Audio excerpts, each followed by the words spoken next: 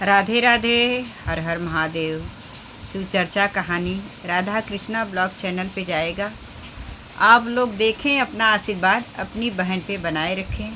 हर हर महादेव। जब आप लोग को शिव चर्चा कहानी अच्छा लगे तो हर हर महादेव कमेंट बॉक्स में लिख के ज़रूर बताइएगा।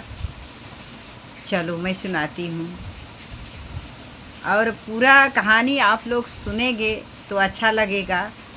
और भोलेनाथ सभी का मनोकामना पूरा करते हैं और हमेशा करेंगे और करते रहते हैं।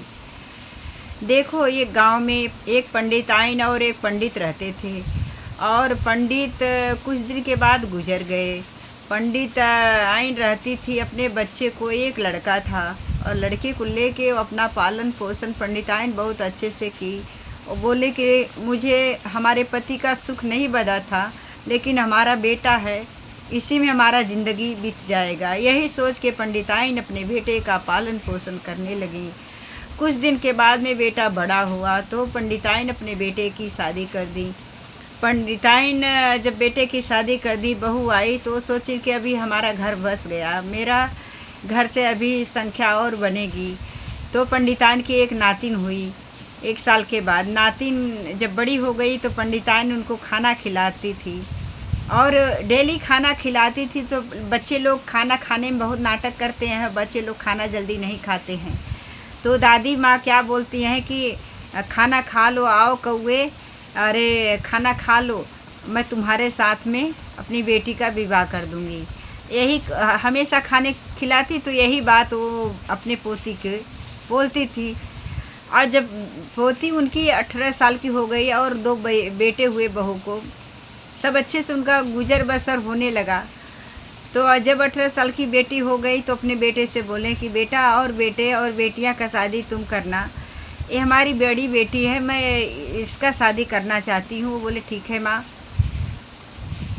अच्छा घर देखा बेटा, जो बोले जाके देख के आए, शादी विवाह का डेट पक्का कर दिए। यहाँ शादी का सब कुछ रस्म होने लगा, और पंछी उड़ते उड़ते अपने कौए लोग के पास गया कि देखो ऐसा ही बोलती थी कि हम तुम्हारे साथ शादी कर दूंगा, खाना खा लो। आज जो है वो बेटी का दूसरे जगह शादी कर रही है, ऐसा कहीं होता है? तो सभी कौए ने बोले कि नहीं भाई, हम तुम्हारे साथ हैं, हम लोग साथ देंगे तुम्हारा। चलो, जिस दिन शादी रहेगा उस दिन हम साथ देंगे तुम्हारा। ऐसा आपस में कौए लोग बात किए। जिस दिन शादी थी, बारात आए, अच्छे से धूमधाम हुआ। तो बारात में सब लोग पानी और अच्छे से खाना सब कुछ खिलाया गया, और अच्छे से स्वागत हुआ। वहाँ इतने कौए आ गए थे, इतने कौए आ गए थे, वो लोग भी खाए और पानी पिए, नाश्ता किए। जब शादी होने लगी तो कौए आके उधर बैठे थे, लेकिन कुछ बोल नहीं रहे। जब सिंदूर दान होने का टाइम आया तो एक कौआ, कुछ कौआ लड़की के सर पे बैठ गए, कुछ कौआ लड़की के सर पे बैठ गए। सिंदूर दान करने ही नहीं दे रहे थे। और इतना दुल्हे जो लड़का था उसको इतना अपने चोट से उसको मारे कि बोलो मत।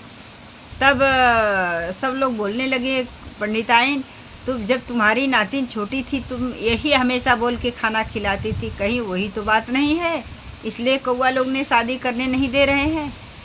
तो बोले कि तो बेटी के समझ में आ गया। बेटी बोली कि अभी मैं इंसान से शादी नहीं करूँगा। जब दादी आपने बोली हो कौए के साथ शादी कर दूँगी, तो हमारा शादी कौए से ही कर दो। हमारे नसीब में जो रहेगा दादी वो हम झेलेंगे। तो कौए से शादी उनकी दादी कर दी और कौए के साथ चली गई। क्योंकि देखो, जब शादी हो जाती तो लड़के के साथ लड़की चली जाती है अपने घर। तो कौआ ने लेके उसको निकल गया। आगे आगे कौआ जा रहा था उड़ उड़ के, और पीछे पीछे बेटी जा रही थी। जाते जाते एक जंगल पड़ा, जंगल में उधर जाके रुका। बाद में जंगल के बाजू में ही नदी था, बहुत बड़ी नदी थी, और उधर ही झाड़ के ऊपर बोला कि मैं इधर ही रहता हूँ।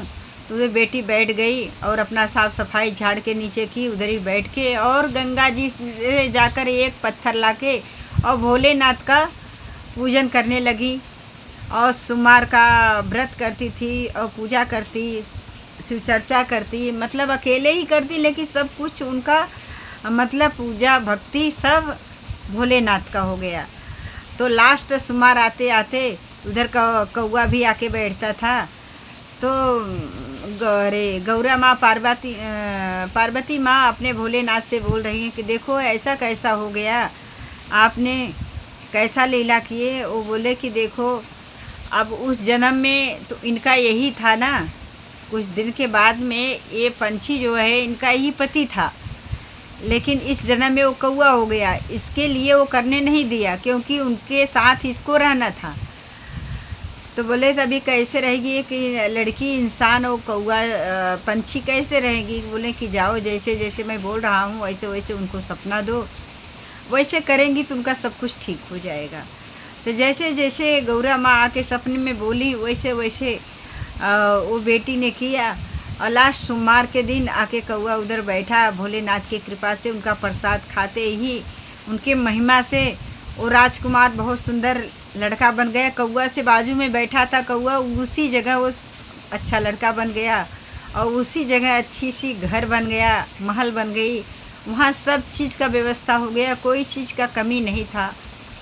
वो बोले कि ऐसा कैसा हुआ। तो भोले नाथ ने सपन में बताए, बेटी तुम्हारी ये भक्ति जो है ना, वही जो नो सब गौरा माँ और भोलेनाथ ने आपको दिए हैं। आप जैसे पूजा पाठ करती थी वैसा ही पूजा पाठ करना। ऐसा नहीं है कि तुम्हें धन दौलत मिल जाने पर, सब कुछ ठीक हो जाने पर भगवान के भूल जाओ, ऐसा कभी मत करना, अपना वैसा ही करते रहना। बोला हाँ शिव गुरु महाराज ऐसा ही करूँगी। और कुछ दिन के बाद में वो अपने पति से बोली कि मुझे अपने मैके जाना है। तो बोले चलो मैं चलता हूँ, लेके गए। अब वहाँ के सब लोग इधर उधर बोलने लगी कि इसका शादी कौवे के साथ हुई थी, तो ये कैसे आई इतने अच्छे गहने पहन के, इतना अच्छा वस्त्र पहन के, और इतना राजकुमार के जैसा है ये लड़का। तो बोलने लगी यही कौवा है, लेकिन कोई भरोसा नहीं कर रहा था। इसके बाद वहाँ भोलेनाथ ने प्रकट हो गए अपने भेष में। जब प्रकट हो गए तो उन्होंने बताए सबसे, तो साधु के भेष में बताए सबको, कोई भरोसा नहीं कर रहा था। तो साक्षात भोलेनाथ प्रकट हुए और बताए कि बेटी बहुत भक्ति करती है, हमारे भक्ति के अनुसार बेटी को ये सब हुआ है, अभी यही कौवा है। गांव वाले भी सब मानने लगे। देखो भोलेनाथ के भक्ति में कोई कमी नहीं है, अगर तुम दिल से चाहोगे तो। भक्ति आने पे कभी भी भोलेनाथ को भूलना मत। ये भी है कोई इंसान भूल जाता है, जब ज़्यादा उनके पास सब कुछ मिल जाता है तो भूल जाते हैं, भूलना नहीं चाहिए। और मेरा ये कहानी शिव गुरु का आप लोग को अच्छा लगे तो ज़रूर हर हर महादेव कमेंट बॉक्स में लिख के बताना। अपनी छोटी बहन और बड़ी बहन को ज़रूर सपोर्ट करना। सभी से विनती करती हूँ सबको हर हर महादेव। राधा कृष्णा ब्लॉग चैनल पे आप लोग ज़रूर आना। हर हर महादेव।